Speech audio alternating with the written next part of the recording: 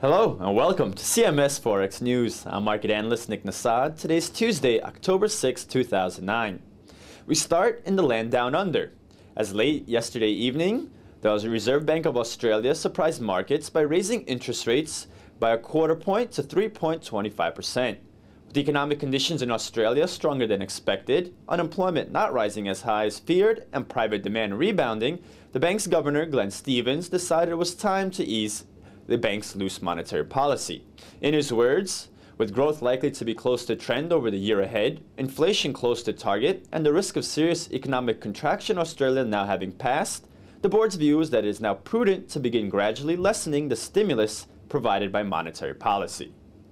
A second report showed that the Australian trade balance showed a deficit of 1.52 billion Australian dollars in August. The figure narrowed the gap from July's figure but was much wider than expected, as the value of exports failed to improve due to falls in coal exports and a stronger Australian dollar. The surprise rate increase boosted the Australian dollar-US dollar pair, which surged from its level below 0.88 prior to the decision to set a high near 0.8915 in New York trading. That was a fresh 14-month high for the pair. Global stocks were higher, as were commodities, which boosted risk appetite and also the value of the Aussie. The Aussie-Yen pair rallied following the RBA announcement, though its gains were capped by a downward sloping line of resistance at 79.25.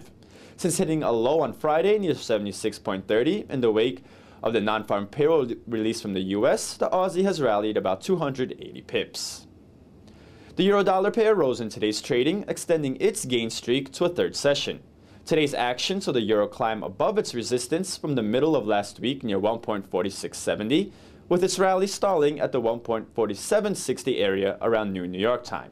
The RBA news helped increase demand for higher yielding assets, which boosts the value of the euro against the greenback. Also, there were rumors overnight that several Arab states were in discussions with China and other countries and were considering dumping the dollar as the currency for pricing oil. Those rumors were denied, but still could weigh on the greenback. The dollar-yen pair fell in today's trading as the greenback was pressured against most of its rivals. We have been following how, with the greenback now being cheaper to borrow than the yen, it has taken the mantle as the premier funding currency in carry trade. That means when there is higher risk appetite and higher demand for carry trade, it now benefits the yen at the expense of the US dollar, and this was evident in today's trading. The pair's decline stalled at support near 88.65, which was the low we set in Friday's trading.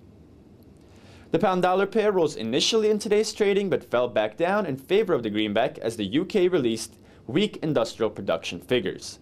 The pair has been trading sideways since falling steeply throughout mid-September. The recent price action looks like a squeezing action, which tells us we are in a period of consolidation. UK manufacturing output fell 1.9% in August, a figure that strongly undershot expectations. On the year, output was down 11.3%. The 1.9% drop was the largest decline since 1992 and adds evidence to the case that the UK economy is struggling to shrug off the recession, at least in the manufacturing sector. In Canada, building permits rose 7.2% in August, making up for a good part of the 10% drop in permits in July. The figure beat expectations. A second release, the IV PMI, rose to 61.7 in September. The IV PMI measures activity in both manufacturing and services sectors and today's report was a positive sign for the Canadian economy.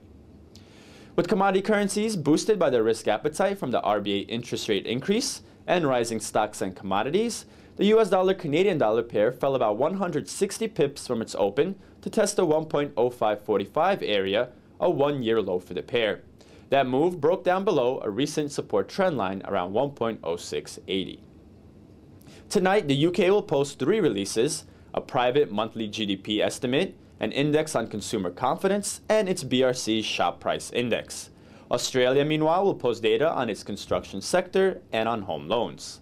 Overnight, the Eurozone will post its final version of second quarter GDP, Germany releases its factory orders, and Switzerland will post its unemployment rate. Tomorrow, the US has just one main release, a measure of consumer credit. And that wraps up today's coverage of the Forex markets. Thank you for joining us here at CMSFX.com, and happy trading.